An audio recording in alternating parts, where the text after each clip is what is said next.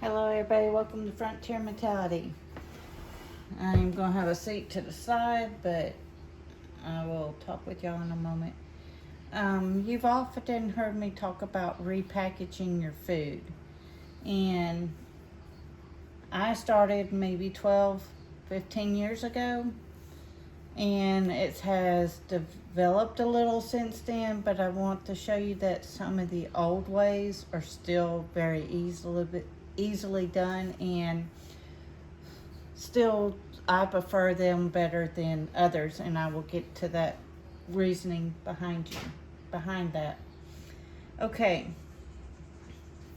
you see an array of different bottles and jars here, and probably a bucket there in the background, and these two here. Okay, so most people are drinking from water bottles. In this water bottle, I have sugar.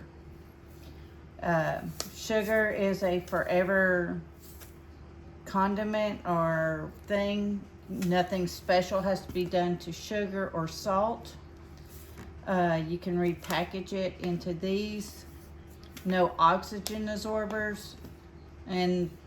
But you know, if for whatever reason, if water did get in here, the best thing about these type of bottles is you can push them and bust it back up, because they're the cheaper water bottles. Okay, I have glass jars. This is an olive jar. Surprise, surprise. But it has oxygen absorbers in it. And I also put it on the food saver to help suck air out. You can use regular lids as well on that, so it's not pushing. In this one I have goldenrod. I use it for sinus purposes, and it helps fight the ragweed in the fall. Gatorade bottles. I think this one here is actually, what is that other one? It'll come to me, but Gatorade Powerade, that's what this one is. It's a Powerade bottle. And then we have the Indian Summer, and then the Arizona. These are oxygen absorbers. Once you open a pack, you want to keep them in a jar. You want to suck air out to keep your oxygen absorbers good. This is considered a Mylar bag. A lot of people use these, and they do well. I keep, this is longleaf and broadleaf plantain that I've collected this year. But the same principle for everything that's in all of these, same principle. Freeze it for 3 days. I stress that because this is oatmeal, okay? We've repackaged it into the water bottle. I've got the directions written down on the flat spot. I also date when I got it. This is from 2018. I freezed it for 3 days. I let it sit on a towel for 2 days to let it come back to room temperature. And then I store it in something like this. Once the lid's on, it is in a dark place, your house cool, so you don't have to worry about plastics leaching into your food. Please do your research.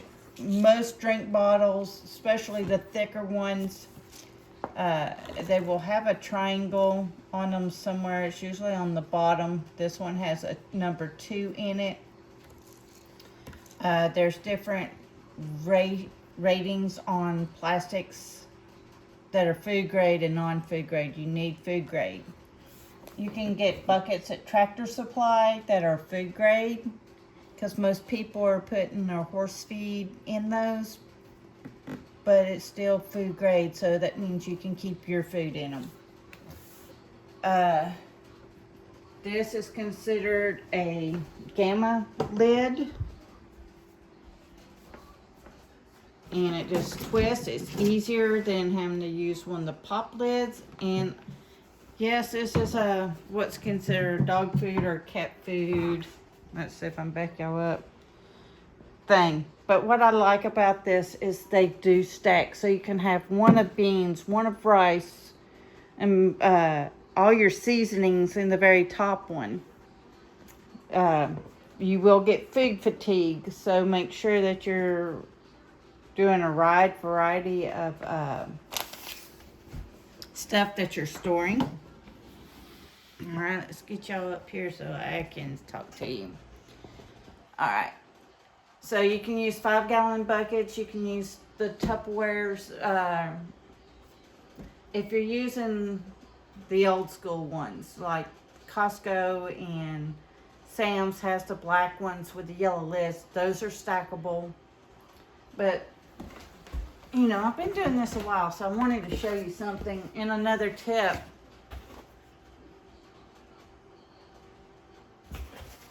so I write down like a 4-ounce bottle is like one of those little water bottles that you see at conventions or Bible studies or whatnot.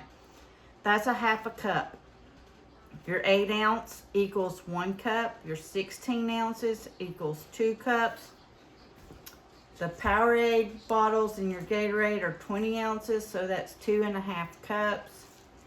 A liter, a Coke bottle liter, is 4.23 cups.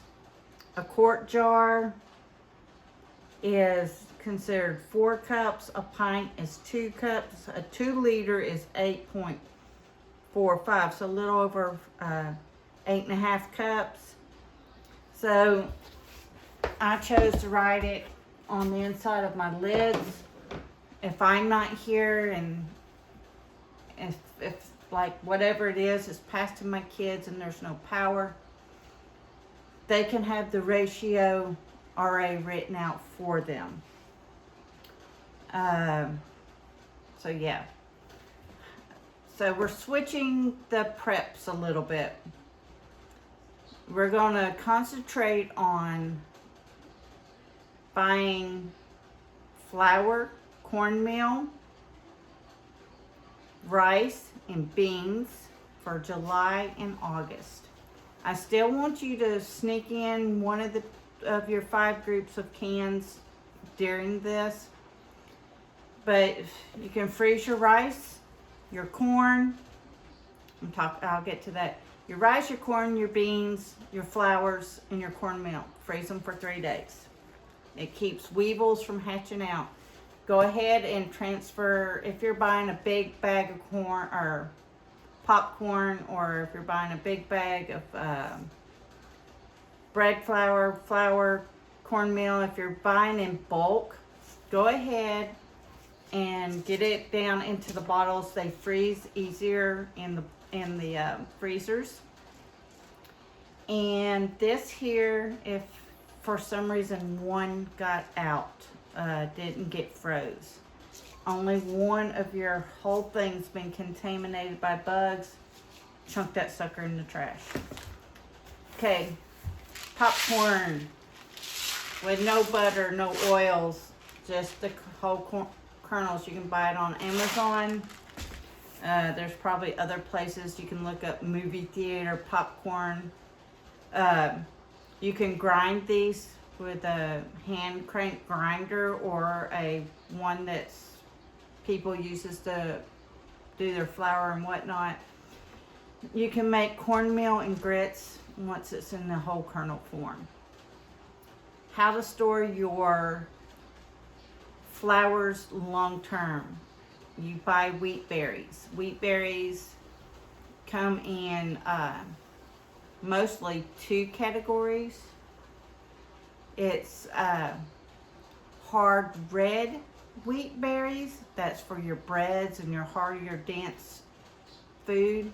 Then there's hard or soft white berries, and that's for your biscuits. Did that just pop? Y'all, I'm canning, so I gotta pay attention. We're close. Okay. this is an important step and I can't miss that. But you need to, the wheat berries, soft white is for your pastries and your, like your biscuits and whatnot. So you can also use a hand crank grain mill. I prepare like I'm losing power to the best of my ability. So I have bought a hand crank that will grind flour, the wheat berries, and the corn down to a flour or grits. There it went. Okay, timer, 10 minutes. Sorry, y'all have me at real life time. Canning some more green beans from the garden, and I've got to get it done before it gets too hot. Okay, so we're going to up our game. We're going to up it to buy, you can buy it in the pure form, which is the berries and the popcorn kernels, or you can buy it in the meal form. And while you're doing that, go ahead and add oatmeal or cream of wheat to your breakfast supplies.